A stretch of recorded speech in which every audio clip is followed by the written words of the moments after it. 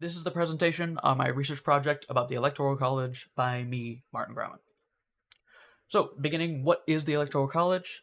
It is an alternative to the popular voting system, where instead of individual citizens giving their vote to presidential candidates, and then whoever gets the majority of votes becomes the president, instead it's kind of broken down into state-specific direct voting, where once the majority has been determined within the state, that state gives their electoral votes to the president candidates. 270 vote of these votes are needed to become president, and the number of votes per state is determined by the number of House representatives and the number of senators from that state. Why does it exist? It was formed by the founding fathers as a compromise between larger states and smaller states. Larger states wanted more representation, as they obviously had more people within them, and therefore should have more power in choosing the president. And smaller states needed representation to make sure that they weren't overpowered by these larger states. And so that's why the senators and House representatives are both within how many electoral votes you get, so that larger states do have more votes, but smaller states always still have a significant impact. More important for us as modern citizens, the founding fathers chose this also because they did not believe that the masses could be trusted to choose the right candidate. They wanted to make sure that the president wasn't a mob vote, and it was instead went through electoral voters. Speaking of electoral voters, this system is not without its issues. Electoral voters are the people who actually give those electoral votes to presidential candidates. And these electoral voters do not always have to listen to what the state has chosen for them. In some states they do, but there are still many, many states where that is not the case, where electoral voters can choose to vote for literally whoever they want. There's been times where they voted for vice presidents instead of presidents, candidates. They voted for people who are not even in the running. They voted for, they've misspelled names, and then their votes have become null. And this has happened multiple times. And they can even vote for the other major election candidate against their state majority. And again, this has happened multiple times, but it hasn't caused enough significant impact to actually change who gets to be president. Another problem with this is that electoral votes can differ from the results of the popular vote. And as we'll see in just a few seconds, this has happened multiple times as well. Specifically, I'm going to be focusing on the 2000 and 2016 election. In the 2000 election, Bush won the election with the Electoral College, but lost the popular vote by 500,000 votes. In 2016, Trump won the election as well, but he lost the popular vote by 3 million votes. The 2000 election specifically is important because of the Florida recount. As the results were being told and they were being announced, Florida was the only state with enough electoral votes to actually impact who became president. Both Bush and Al Gore had the ability to become president if they won Florida. As the votes were being tallied, it was so close that immediately a recount had to be made, and it even got so far as legal action was being taken, and the Supreme Court had to get involved to choose who became president. In 2016, this was important because of the faithless voters. 7 electoral voters voted against what the state decided them to do.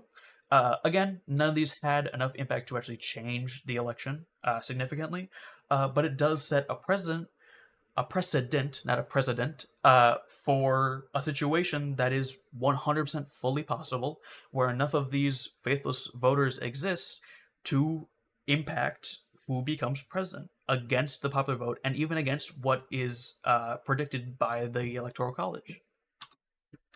Moving on to the thematic historical perspective, what actually were these controversies of the 2026 election? Why does it matter?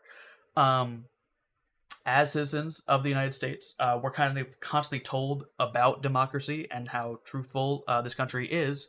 And for a lot of people, that means they initially think of that kind of in a direct democracy sort of way, where they think, oh, okay, Al Gore got 500,000 more votes. He won the majority in the country.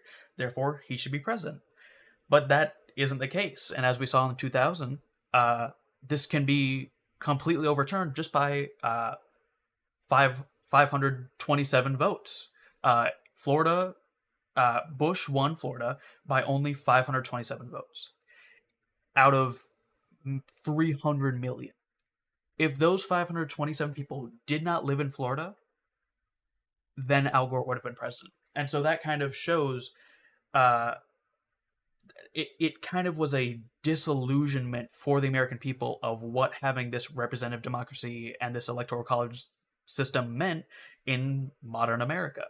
Uh, this reminds me a lot of the Watergate scandal from Nixon's presidency, as there was a similar kind of disillusionment, as I'm calling it, uh, of what the presidency meant.